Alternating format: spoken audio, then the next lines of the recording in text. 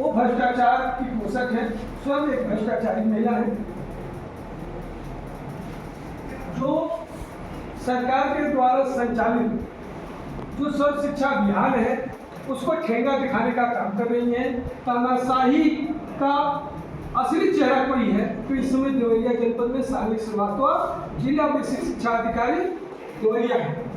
उनके द्वारा सरकार से मान्यता प्राप्त विद्यालयों को उनके विकास का जो अधिकार है, जो भारत सरकार के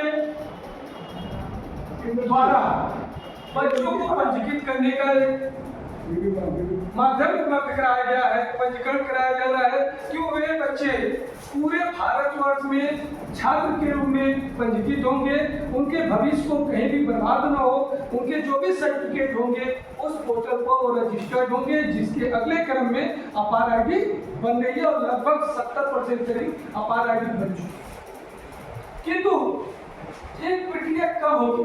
जब हमारे विद्यालय को इंटरेस्ट कोड मिलेगा, इंटरेस्ट पर हमारे बच्चे पंजीकृत होंगे तो उन्हें भारत सरकार paid number, permanent education number allot करेगी। यह नंबर पूरे भारतवर्ष में मान्य होता है।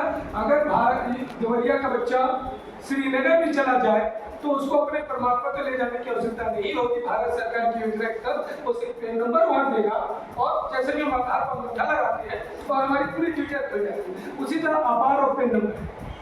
अब इसमें सबसे बड़ी गलती कहाँ हो रही है? साली श्रीवास्तव जी जो स्कूलों को इंटरेस्ट नहीं दे रही है, बच्चों का पेन नहीं जनरेट हो रहा है। और आपको बता दें, उत्तर प्रदेश सरकार ने माध्यमिक शिक्षा बोर्ड हो या बेसिक शिक्षा बोर्ड, इसने पिछले वर्ष ही आदेश जारी कर दिया विदाउट पेन नंबर कक्षा 1 से लेकर 11 तक किन्हीं भी बच्चों का प्रवेश नहीं लिया जाएगा। उन्हीं बच्चों के प्रवेश लिए जाएंगे जिनके पास पेन नंबर होगा। अब मैं पूछना चाह रहा था डीएम महोदय से भी कि अगर इन्होंने जो मान्यता प्राप्त स्कूल है उनको युवदास नहीं दिया, आवेदन 5 से 10 बार हुए हैं। विगत 3 वर्षों में हमारे संगठन ने इनके पास इतने आवेदन कराए हैं, पर उस आवेदन का कोई भी उत्तर इनके द्वारा नहीं दिया जाता है और उसे निरस्त करके कहा कि सूर्यदान में डाला जाता है। वो बच्चों के भविष्य के साथ जो भला किया गया उसको उठा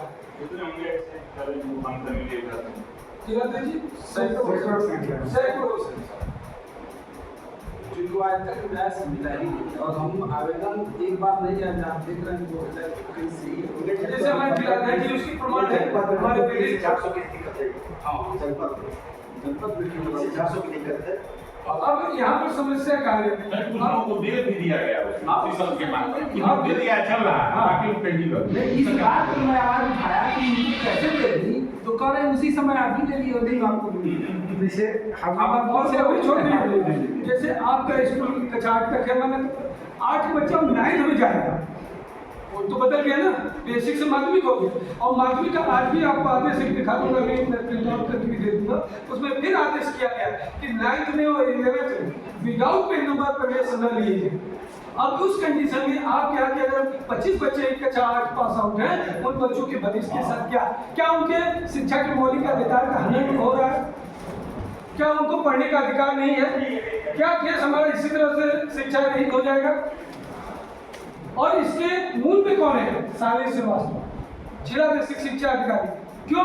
क्योंकि आप 5 लाख रुपया नहीं दे सकते, आप 5 लाख रुपया नहीं दे सकते हैं, उनकी जेबें नहीं गर्म कर सकते हैं।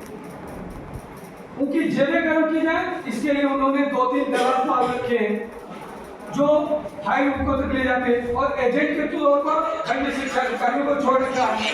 अगर उनके तरफ से अस्थायी की मांग उठाई जाती है तो भैया शासन आदेश उसको मिल रहा है।